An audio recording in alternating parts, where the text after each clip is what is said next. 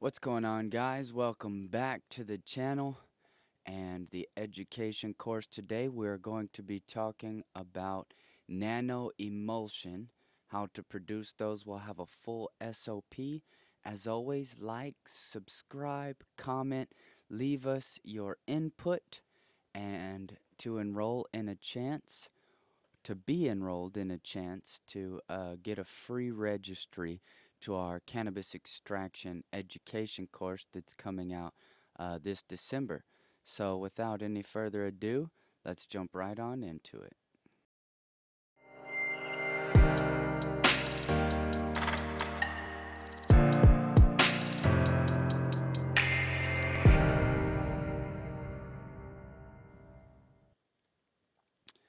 Okay, guys, we're going to be jumping right on into the content here. We have a kind of lengthy video to go through, so I want to try and cover it all as rapidly as possible.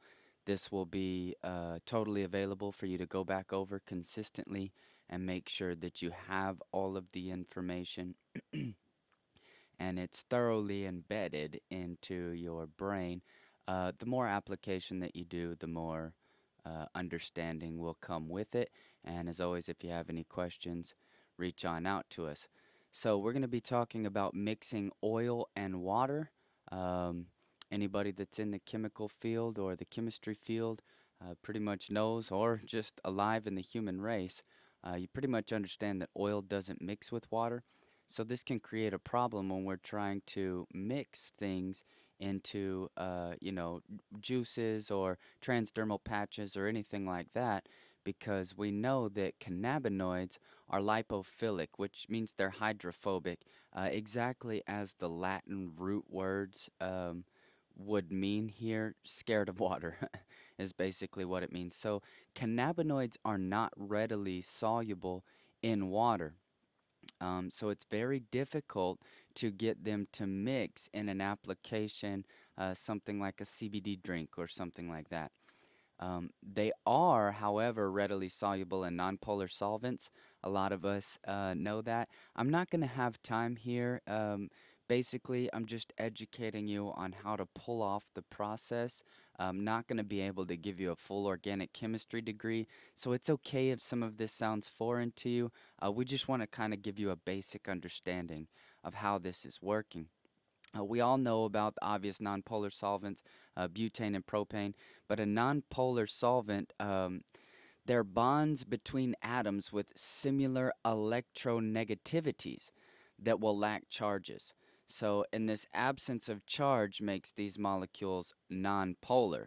So, cannabinoids are readily soluble in these solvents. One of a nonpolar solvent, for example, could be MCT oil or vegetable oil.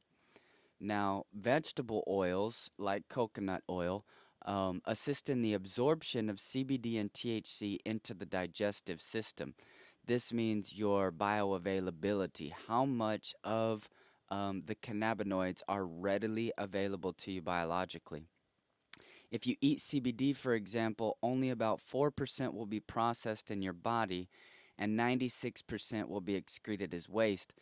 So you see a lot of, tinctures and things like that, and they claim to have an exorbitant amount of CBD concentration. But regardless the amount of CBD concentration, if it wasn't solubilized correctly, then you're actually only going to be processing about 4% of that in your body, and the rest is just going to come out in the excretory system. I probably didn't say that right, but yeah, I'm not a biologist, so. But I want to make a CBD drink. What can I do? It's a big market right now, and there's some drugstores and also some grocery stores that are allowing some of these products to come into their marketplace. And I also read an article saying that once the FDA really steps in and begins to regulate this appropriately, minus just the Farm Bill Act that they've kind of passed, then big companies like Coca-Cola will also start entering into negotiations on how to make CBD drinks. So, intense ultrasonic cavitation, we need to break down these oil soluble particles to overcome the immiscibility, the hydrophobia, the inability to solubilize inside of water, of cannabinoids in water, microparticles, i.e., nanoparticles. So basically, what we need to do is break those particles down to a microparticle size. That way, they can actually mix with the water for a better delivery system inside of your body. And I don't get paid from Alibaba or anything. I just put this up here because it was an easy picture to find. This is an example of a sonicator here that will produce ultrasonic waves here in your mixture where you can carry out. Like I said, we'll have an SOP at the back that is good for a benchtop size, small laboratory size. However, you can scale this using the appropriate parameters or the appropriate, and the word is kind of leaving me right now. Um, anyway, so the theory. Ultrasonic cavitation is a very effective emulsification method to prepare superior emulsions in the nano range. The sonication of emulsions with turbidities, microemulsions, which are approximately 150 to 100 nanometers in size, makes them translucent or clear and transparent because it reduces the CBD droplet size to diminutive droplets in the range of approximately 10 nanometers. What this does is it increases the emulsion stability significantly. Ultrasonically produced emulsions are often self-stable without an addition of an emulsifier or a surfactant. For cannabis oil, nanoemulsification improves cannabinoid absorption, or the bioavailability that we just talked about, and produces a more profound effect. Therefore, lower cannabis product doses can give you the same effects. So if I'm taking um, 96% CBD, but I'm only processing 4% of it, using an appropriate ultrasonic cavitation method would enable me to use a 4% CBD and have the same results. Basically, in theory. Now, that's that's not exactly correct 100%. Don't take me on my word at that. Probably more like 10% will give you the same results. However, this is the theory there. So we need to talk about stability because you can break down the particles with a sonicator and have them readily mixed into water. However, the shelf life on these things are not going to be very good. Stability here, since cannabinoids are really delicate molecules, they are prone to degradation by oxidation as well as degradation by different enzymes. Nano-encapsulation of CBD or THC in liposomes prevents the degradation of these cannabinoids. Sonication can effectively encapsulate these cannabinoids into liposomes. So you did your sonication, you broke down the cannabinoid size, and you've made it readily mixed in water. However, as you leave this on the shelf, it will actually come into a theory that we'll be talking about here in a minute, which will make it re-separate out and not thorough throughout your, water, Gatorade. I probably shouldn't have said their names. Not Gatorade. Fruit juices or anything that you're trying to make your cannabinoid readily mix in. So, oil and water nanoemulsions. That's obviously what we're going after. There are other, water and oil and nanoemulsions. There are other nanoemulsions used in the organic chemistry realm and also the pharmaceutical realm. However, we're going to be mostly talking about oil and water. So, in order to produce long term stable oil in water nanoemulsions, it's necessary to use a suitable surfactant or to form a liposome that encapsulates the lipophilic bioactive compounds into a carrier oil. So, trapping them. We want to trap them. And You'll notice the difference. Lipophilic is the direct opposite of, hydrophobic. For cannabis oil, the carrier oil should have food quality and not interfere with the appearance, taste, or stability of the final product. So we don't want to pick something, a carrier oil that's really bad in taste and not food grade, obviously, because you're going to be using it in human consumption. My favorite is coconut oil. Avocado oil is another good one. Olive oil is another good one. But MCT oil, readily available, often used. You pretty much find this in any laboratory that you're in, regardless of the products that they're manufacturing. Coconut oil and olive oil are good carrier oils for cannabinoids. Carrier oils are a very important factor to create a physiochemically stable emulsion since they may help to prevent the emulsion against the Ostwald ripening. So that's the theory that we were talking about in a previous slide when we're talking about leaving these products on a shelf. The Ostwald ripening is the driving force which destabilizes an emulsion by droplet coarsening. So, if you've created a suitable emulsification and you've broken down those cannabinoids, just by sitting on the shelf uh, and only using that method of sonication, the Ostwald ripening will actually destabilize that emulsion by droplet coarsening, and then you will also be faced with your degradation, your oxidation, all of these things. That will actually degrade, and your other enzymes, which will degrade the life of your cannabinoids. Long chain triglyceride nanoemulsions are long term stable against Ostwald ripening. By long term, we mean like 12 months max. This isn't something that can be put on a shelf for 5 years. It's not going to work like that. But as opposed to the other 2 week shelf life before the ripening actually destabilizes the emulsion, this is amazing. Olive oil and coconut oil contain long chain triglycerides, so that both olive and coconut oil are suitable carrier oils to THC or CBD. Those are the two that we're talking about today. There's other cannabinoids, CBN, and CBG. These things do have medicinal benefits. However, the research is just not up to date that drives a marketability for it. So if you notice a lot of laboratories, these are the two cannabinoids that we're focusing on. Um, Actually, I put these down here because they're the most common, coconut oil being the absolute most common.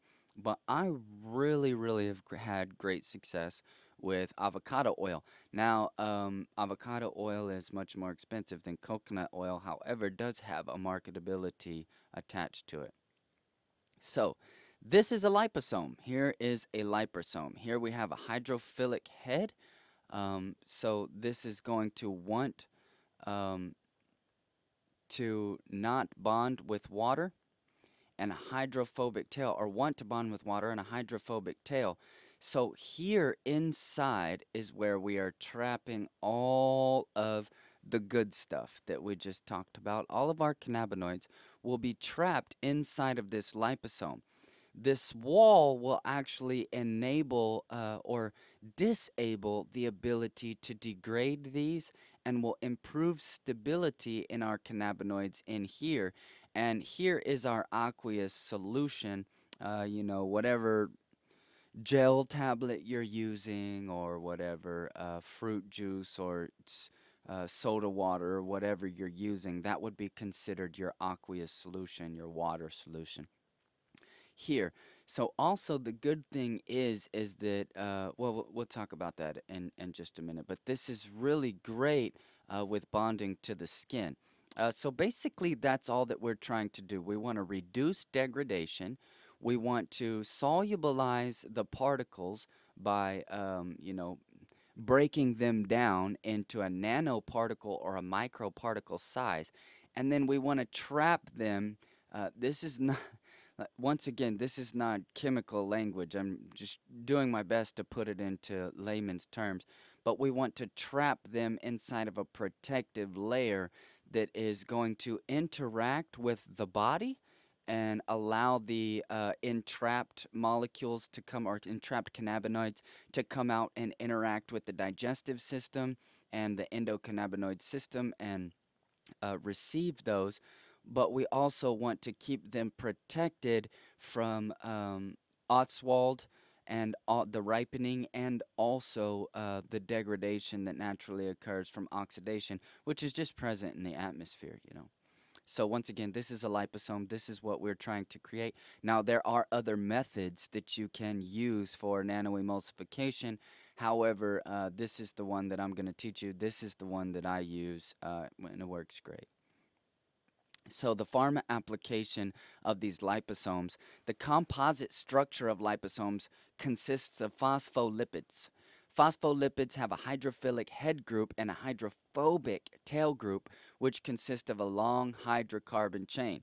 If you've paid attention before, you know all about hydrocarbon chains at this point in the course.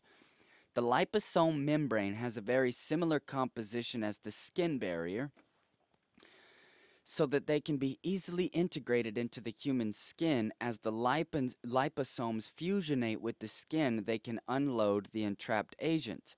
So these are going to go really well with transdermal patches, muscle rubs, lotions, makeup, all of these. To get the most out of that CBD, you want to create this liposome so that when it interacts with, sorry, I have had quite a bit of coffee this morning. Apparently, my body is reacting to it, talking about organic chemistry. But anyway, so the liposome membrane will fusionate with that skin and allow all of the trapped agents that we just went over inside of that wall, if you will, to interact into the body and come into your endocannabinoid system, where you will receive the benefits. And here are some products that are formed with liposomes. We have transdermal patches, drinks, makeup, lotions, muscle rubs, pills. All of these are for a pharmaceutical nature, which is mostly what I consult for, is pharmaceutical application of cannabinoids and their medicinal benefits, in some cases recreational benefits. However, the same structure, while we've been majorly talking about the CBD cannabinoid, will also work in the THC cannabinoid as well. So here is my personal SOP. Now, once again, this is a benchtop SOP, small laboratory scale SOP. However, if you take the ratios and scale them up, it will work just the same for you on a larger scale. So I wanted to put this because there are many premixes that claim that they're emulsification agents and blah blah blah, and they're super pricey because everybody wants to be the seller of a shovel in the gold rush. So I put here two that work just fine, and they're easily available in food grade. They're not overpriced. So here we go. In order to prepare stable CBD nanoemulsions, a mix of polysorbate 80 and lecithin works very well. There is no need to buy overpriced premixes, as both additives are easily available in food grade. And I'm not going to go over what polysorbate 80 is. You do not need these to mix. You will have, you know, the, Montonox and all that. You don't have to make these because polysorbonate will come pre-mixed, or polysorbate 80 and lecithin. So Lipoid is a manufacturer of high quality lecithin. I like them. They're not paying me to say that. I want to give you guys the opportunity. And it looks like I've put backward CBD here, so I'm sorry. But for 2% weight CBD nanoemulsion, oil and water, once again, we use 2% weight CBD oil, 2% weight polysorbate 80, 1% weight lecithin, and 95% water. For a 5% weight CBD nanoemulsion, oil and water, we use a 5% weight CBD oil, a 3.3% weight polysorbate 80, a 1.7% weight lecithin, and a 90% water. Your ultrasonic energy requirement will be approximately 3 to 400 of sonication energy at amplitudes of 40 to 70 micron. These settings will be available to you if you're not quite sure about those. Where you can look at your manual for your sonicators. Some of these sonicators are going to be different, so it's very difficult for me to, pick one to teach you on. But also, all of those parameters will be readily programmable inside of your equipment manual and whatever machine that you're using. Heisler makes a good one. Fisher Scientific makes a good one. They're a dime a dozen. I say a dime a dozen, meaning you can find them. They are a little bit expensive, roughly in the $25,000 area. So the step-by-step oil mixture. So for the preparation, pre-mix approximately 10 millimeters of hash oil. Um, I put an example, BHO or propane. You can extract CBD with BHO. You can also extract THC with BHO. Here's just an example. This will also work with an ethanol extraction. With 40 milliliters of olive oil, I like the olive oil. You can also use the coconut oil, the MCT oil, or vegetable oil. Um, Yep. So that's the oil mixture. That's how you will prepare your oil mixture. For the oil and water nano-emulsion, in order to prepare the cannabis oil emulsion, take a beaker with approximately 100 milliliters of water. As emulsifier, add approximately 10 to 15 grams of liquid soy lecithin. The water should have a room temperature. Place the water beaker in a water bath in order to control temperature during sonication. Some of you have, uh, you know, you're going to need this because you don't want things to get too cold and you don't want them to get too a warm, around 70 degrees Fahrenheit. And, I forget what that is in Celsius. I do apologize. I know a lot of you are using Celsius.